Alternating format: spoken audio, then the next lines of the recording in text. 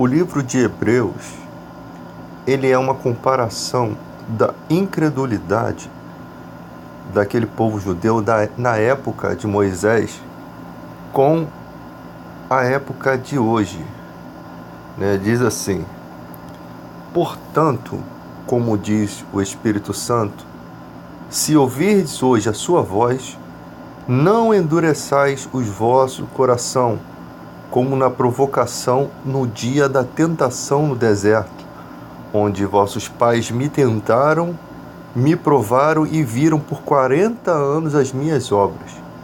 Por isso, me indignei contra essa geração e disse: estes sempre erram em seu coração e não conheceram os meus caminhos. Assim jurei na minha ira que não entrarão no meu repouso. Vede, irmãos, que nunca haja em qualquer de vós um coração mau e infiel para se apartar do Deus vivo. Antes exortai-vos uns aos outros todos os dias, durante o tempo que se chama hoje, para que nenhum de vós se endureça pelo engano do pecado. Porque nos tornamos participantes de Cristo, se retivermos firmemente o princípio da nossa confiança até o fim. Enquanto se diz: hoje, se ouvirdes a sua voz, não endureçais o vosso coração como na provocação, porque, havendo alguns ouvido, o provocaram, mas não todos os que saíram do Egito por meio de Moisés. Mas com quem se indignou por 40 anos? Não foi porventura com os que pecaram, cujos corpos caíram no deserto? E a quem jurou que não entraria no seu repouso, senão os que foram desobedientes? E vemos que não puderam entrar por causa da sua incredulidade. Quando é citado o dia do repouso do Senhor, em Hebreus 4:4, o repouso de Deus, nós vemos que ali em Gênesis não se faz menção à noite do sétimo dia da criação. Isso fornece base para alguns comentaristas judeus concluírem que o repouso de Deus há de durar por toda a eternidade. Então nós vemos que muitas pessoas, elas não entendem que o arrependimento para o caminho da verdade é para o tempo que se chama hoje. É nesse momento. Muitas pessoas ficam assim: eu não vou aceitar Jesus agora na minha vida, não. Eu não vou ir para a igreja, eu não vou ter um compromisso com Deus agora, não. Primeiro eu preciso viver. E quem disse que você tem vida sem Jesus? Não existe vida sem Ele. Não existe uma vida, pelo menos uma vida com Deus. Porque fomos chamados para uma santa vocação. E aqui diz, em Hebreus 4:14, visto que temos um grande sumo sacerdote, Jesus, Filho de Deus, que penetrou nos céus, mantenhamos firme a nossa confissão, porque não temos um sumo sacerdote que não possa compadecer-se das nossas fraquezas, porém um que, como nós, em tudo foi tentado, mas sem pecado. Cheguemos, pois, com confiança ao trono da graça, para que possamos alcançar misericórdia e achar, a fim de sermos ajudados em tempo oportuno. Então, o fato de Jesus ter vindo como homem à Terra e passado por todas essas dificuldades que a humanidade passa, que o ser humano passa, transformou ele em nosso sumo sacerdote, ou seja, alguém que conhece as necessidades humanas. E nós não temos um sumo sacerdote que não possa se compadecer da nossa fraqueza, porque ele conhece as nossas fraquezas. Foi tentado em tudo, mas sem pecar. Nunca pecou. Então, nós devemos sempre nos achegar a esse sumo sacerdote para que, em tempo oportuno, possamos ser ajudados por ele, pela sua intercessão, pelos seus cuidados. Então nós temos uma vida espiritual conectada com Cristo. E Ele colaborando para que a gente vá à frente. Muita gente não aceita Jesus porque fica observando os obstáculos. Como é que vai ser a minha vida sem Jesus, sem o mundo? Como é que vai ser a minha vida? Como que eu vou me virar para se abster disso, se abster daquilo? Nós não temos um sumo sacerdote fraco. Nós temos um que se compadece, que entende, que compreende. E ainda temos o Espírito Santo que glorifica a Jesus, né? O Espírito Santo que nos ajuda também em nossas fraquezas. Temos um intercessor diante do Pai e temos o Espírito Santo aqui na terra nos ajudando em nossas dificuldades, né? Cooperando. Porque a palavra de Deus é viva e eficaz e mais penetrante do que qualquer espada de 2 gumes, e penetra até a divisão da alma e do espírito e da junta e medula, e é apta para discernir os pensamentos e intenções do coração. Procuremos entrar naquele repouso para que ninguém caia no mesmo exemplo de desobediência. Aqui falando do povo que ficou 40 anos no deserto, mas não conseguiu se manter firme com Deus. A palavra de Deus ela é eficaz, ela é poderosa para alimentar, né? Ela é poderosa para fazer até você ter a sensibilidade de compreender os seus pensamentos e as intenções do seu próprio coração, porque isso você sabe que Deus já sabe, já conhece. Muitas vezes a gente comete erros, mas não tivemos a intenção de cometer aqueles erros. Às vezes acontece. Deus sabe disso. Deus sabe discernir os pensamentos e as intenções quando a gente age de má fé com as pessoas, quando a gente faz uma coisa com o objetivo de reter algum proveito pessoal. Tem muita gente que passa a vida toda sofrendo porque não resiste a esses desejos. A intenção do coração é bem manifesta, ela conhece a intenção do seu coração, mas ela se inclina para fazer a vontade do erro. Então, quando a intenção do seu coração é manifestada, é o Espírito Santo, é a palavra de Deus que está manifestando essa intenção para que você possa reconsiderar a ação que você vai tomar. Você possa reconsiderar e escolher o caminho da verdade. Muitas vezes o caminho da verdade é mais difícil, né? Mas é o caminho, é a rota que muitas vezes Deus dá o livramento, é a rota do caminho da verdade. Quantas pessoas seguiram a rota errada e depois não conseguiram corrigir aquele caminho mais? Um abismo chama outro abismo. De um caminho errado você pega outros atalhos e vai seguindo. E a Bíblia diz: conhecereis a verdade e a verdade vos libertará.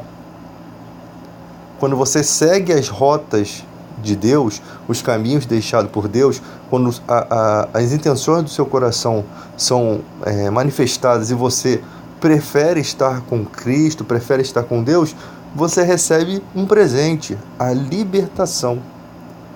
A libertação da consciência pesada, a libertação de que mesmo você tendo algum prejuízo, você está glorificando a Deus por ter seguido o caminho certo. E lá na frente, Deus te liberta de todos esses fardos, né? Jesus disse: o meu fardo é leve, o meu jugo é suave, aprendei de mim que sou manso e humilde de coração. Através do Espírito Santo nós estamos aprendendo as coisas de Jesus. Ele disse: ele me glorificará porque receberá do que é meu e vos dará. Então nós estamos em contato com Jesus diariamente. Hoje em dia nós temos um tipo de crente muito acomodado na questão do amor ao próximo. Pessoas que compram e não pagam, dão um mau testemunho, isso é terrível, né?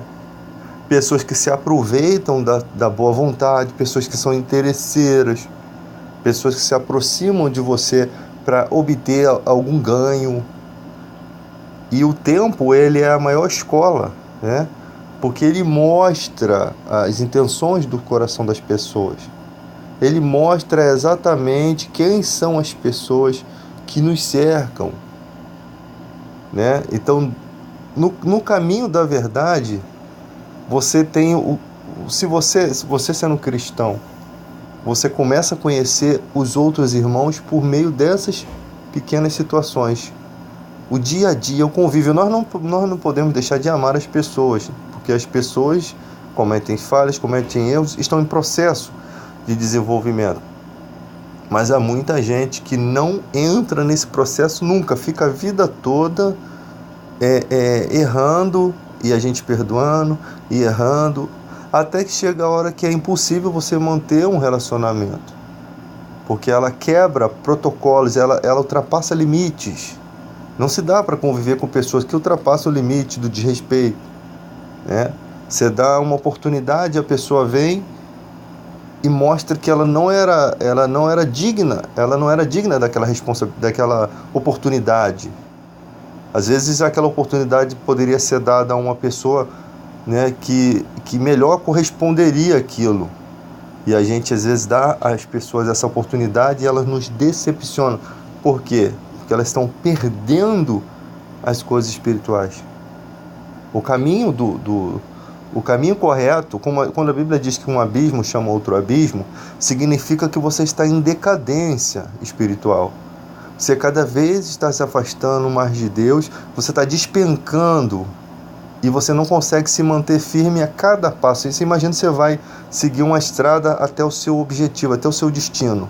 Cada passo você não pode sair e pisar em abismo, você não pode ficar caindo em buracos, porque senão você nunca vai chegar ao seu destino. E a palavra de Deus, ela é luz para o nosso caminho, é lâmpada para os nossos pés. Ou seja, cada pegada nossa, quem tem que estar com a gente? Jesus. Cada passo tem que estar na luz.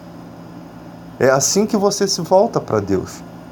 O filho pródigo, houve uma determinação no seu coração: voltarei para a casa de meu pai. Ele não poderia voltar caindo nos abismos da vida, que ele já estava no fundo do poço, não tinha mais para onde cair, não tem mais para onde cavar. Mas ele determinou. Tenho certeza que quando você determina se voltar para Deus, começa a vir barreiras espirituais, começa a vir desejos fora da vontade de Deus, e você tem que dizer não, porque houve uma determinação no teu coração e disse: basta, chega, não vou mais cair. Essa determinação, como Deus sonda o coração e sabe, ele é apto, a palavra de Deus é apta para discernir os pensamentos e a intenção do coração. Quando ele volta, diz que o pai já vinha correndo para o abraçar. Então, quando você determina, Jesus usa essa parábola para mostrar que quando há uma determinação do ser humano e diz: fim, não quero mais essa vida, vou andar com Deus, o pai nem permite que o mal venha atrapalhar isso. Né? Nós sabemos que na parábola do semeador, Satanás persegue a palavra do reino, tem uma perseguição, mas o pai vem e te abraça também. O pai vem e te ajuda. Ele sabe que você não está em condição para enfrentar aquele obstáculo. Então, o filho pródigo decide voltar para a casa do pai. Ou seja, ele já pertencia à casa do pai. Ele se perde, né? Essa parábola é mais para os cristãos do que para as pessoas do mundo. Porque você já estava na casa, você saiu, achou o mundo do jeito que você sabe como é que é, e depois você sente falta do pai.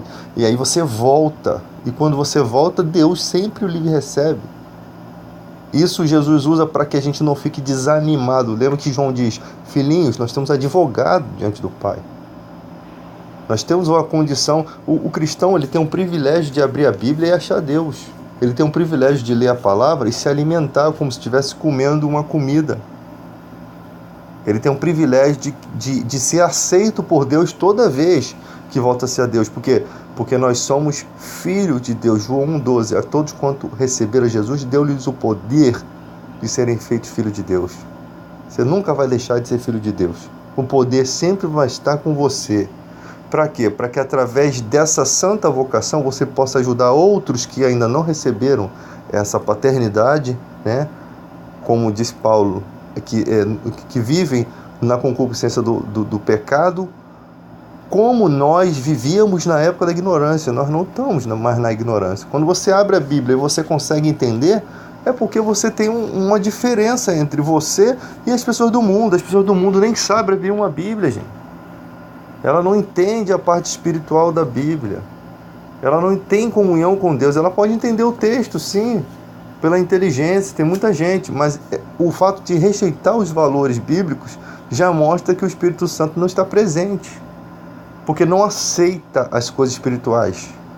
Você aceita quando uma pessoa diz, você sabe que aquilo é uma verdade, mesmo que você esteja errado, o seu coração não oferece resistência à palavra de Deus, porque você sabe que está no erro, mas muita gente fica vivendo achando que saber que está no erro e não tomar providência nenhuma, acha que Deus vai considerar. Não há consideração. Jesus disse, quem comigo não ajunta, espalha. Não existe neutralidade no reino de Deus. Ou você está com Jesus, ou está sem Ele. Ou está aceso, ou está apagado. E você sabe isso pelos frutos do Espírito Santo. Vamos lá, Gálatas 5:22. Os frutos do Espírito. A paz é um dos frutos do Espírito. O amor, né? Quando nós estamos nos frutos da carne, né? Nas obras da carne, tem dissensões, inimizades, porque as pessoas só gostam de mostrar aqui os frutos da idolatria, porfia, iras, pelejas também são dissensões. Quantas vezes a gente começa uma discussão bíblica para trazer amadurecimento e termina em palavrões, em contendas, sabe? Em coisas imundas. Aí a gente só gosta de botar bebedice, mas não fala de inveja, né? Glutonaria e coisas semelhantes, né? Tem coisas... Então a gente gosta muito de falar de alguns pecados, mas esquece, né? De outras. Inimizade também é um fruto da carne. Quando você está em Deus, você tem o amor. Por mais que você confronte uma situação, não falta o amor. Você não está fazendo aquilo para discutir, por contenda, para querer aparecer, por arrogância. Você está fazendo aquilo por amor. Você tem paz, você tem alegria, você é longânimo. As respostas do seu coração, elas não saem de Deus. Por quê? Porque quando você está no Espírito Santo, você compreende que as pessoas elas ainda não amadureceram muitas vezes. Ou elas não estão na mesma dimensão espiritual que você está naquele momento. Hoje você pode estar vivendo uma vida espiritual, amanhã você pode estar vendo a decadência. O ser humano é muito desequilibrado na vida espiritual. Benignidade, bondade, né? Você fazer o bem sem esperar nada em troca. Mansidão, temperança, olha a colocação. Mansidão, fé. Você está passando pelo desemprego. A Bíblia diz, lance sobre mim todas as suas ansiedades, porque eu tenho cuidado de vós. Você passa a confiar. Lembra que Paulo diz que a fé é um escudo capaz de livrar a gente dos dardos malignos. Os dardos malignos é aqueles pensamentos que você não vai conseguir, não vai dar certo. Não, você pega a palavra de Deus e diz, eu vou lançar sobre o Senhor a minha ansiedade. O que tiver ao meu alcance para me fazer, eu farei. Mas vou lançar sobre ele as minhas ansiedades, porque não adianta. O que vai adiantar eu ficar sem dormir porque eu estou desempregado? Não vai resolver o problema. Eu tenho que dormir confiando que Deus prepara o pão dos seus escolhidos enquanto eles dormem. Eu tenho que ter benignidade, eu tenho que lançar meu pão sobre as águas, ou seja, eu tenho que compartilhar, eu tenho que fazer o bem, né? Tem gente que quando tem que botar a mão no bolso, parece que a fé acaba ali, né? Ela não gosta de ajudar em nada que seja financeiro. A gente não pode achar que toda a igreja segue essa corrupção que nós vemos hoje, né? Porque esses daí você sabe que vão ter o castigo. Aqueles que Paulo disse são inimigos da cruz de Cristo, porque O Deus deles é o ventre, porque só se preocupam com as coisas terrenas. Pessoa que só vai para a igreja porque quer ser curado, pessoa que só vai para a igreja porque quer prosperar, pessoa que só vai para a igreja porque fica imaginando uma vida como sendo um empresário. Isso é uma ilusão. Isso é uma ilusão, porque não são muitos de nobre nascimento chamados para o reino de Deus. Não quer dizer que você não possa prosperar, mas você vai prosperar fazendo a vontade de Deus, trabalhando honestamente, guardando, economizando, se livrando das dívidas, tomando caminhos de sabedoria. Se você fizer isso, você vai prosperar. No mundo vai ter sempre alguém querendo te oferecer uma fórmula mágica para o sucesso, mas na verdade essa fórmula mágica só serve para ele. Ele quer ganhar sucesso através do suposto segredo. Então fica manipulando as pessoas. Vai, compra isso aqui, compra essa palestra. Ninguém quer dar as coisas gratuitamente. Ninguém quer fazer as coisas por amor. Elas querem se beneficiar, né? Achando que as pessoas são idiotas, são fáceis de manipular. E aí entra o fruto da carne, né? Impureza aqui também pode ser a impureza da alma. Não é só a impureza do corpo. É lógico que aqui está ligada à lascívia, à prostituição, aqui está falando do corpo. Mas você querer se aproveitar das pessoas também é impuro. É uma ação impura. Você cria inimizades, você cria contendas, você cria iras, porque depois que a pessoa é enganada, ela fica revoltada, vai criar uma peleja. E a palavra de Deus, não, ela só cria amor. Né? Por mais que uma pessoa não goste de você, naquele momento que você ajudou ela na vida dela, às vezes você nem tinha uma amizade, mas naquele momento a Bíblia diz, na angústia, o amigo se torna um irmão. Muitas vezes, até o inimigo se torna um irmão na angústia. Pessoas que você nem achava que te consideravam, elas estendem a mão a você. Então, na angústia, o socorro de um amigo, né? O socorro de uma pessoa, muitas vezes que era esperado de alguém da família, não chega. Chega pela mão de outra pessoa que às vezes você nem achava que te considerava tanto assim. Na vida tem dessas surpresas, porque há amigos mais chegados do que irmãos. Em alguns momentos da vida, o mal parece que atrapalha as amizades. Às vezes aquela pessoa que você discutiu hoje, no futuro será o seu melhor amigo. Sabe? Será o seu melhor amigo. Pessoas que tem muita gente no mundo que não é capaz de pedir perdão, não é capaz de reconhecer que vendeu a amizade por conta de 20, 30 reais. E é isso que acontece nos dias de hoje. Você vende uma coisa para a pessoa não paga porque não quer, porque você vê a pessoa passeando, viajando, ela não paga porque não quer. Não estou falando que ela não demorou a pagar, ela realmente não paga, ela realmente não, ela se lembra que te deve, ela sabe exatamente, você cobra, ela não paga porque não quer, ou seja, ela não considera a sua amizade. Às vezes a pessoa pensa assim, você está pregando porque isso está acontecendo na sua vida? Não, essa pregação é pelas coisas que eu vejo no mundo acontecendo e pelas reclamações das pessoas. E principalmente, se Paulo estivesse aqui, ele estaria falando sobre esse assunto, né? Ele fala, né, sobre o litígio entre os irmãos. Ele fala exatamente um irmão levando o outro a julgamento diante de tribunal de ímpio. Aconteceu isso na Bíblia. E Paulo teve que resolver que era uma vergonha isso. Já existir entre o povo de Deus esse tipo de coisa já é uma vergonha. Ou você que está no prejuízo sofre prejuízo, né? É melhor do que a discussão, muitas vezes é o que acontece, a gente prefere se calar, mas como você vai manter o relacionamento depois disso? Lembrando que você tem que amar o seu irmão, fica difícil, né? Eu acho que quem tem que pedir perdão é quem erra. A gente perdoa, mas o Jesus disse, se o teu irmão errar, pecar contra ti, não importa quantas vezes, e te pedir perdão, perdoa.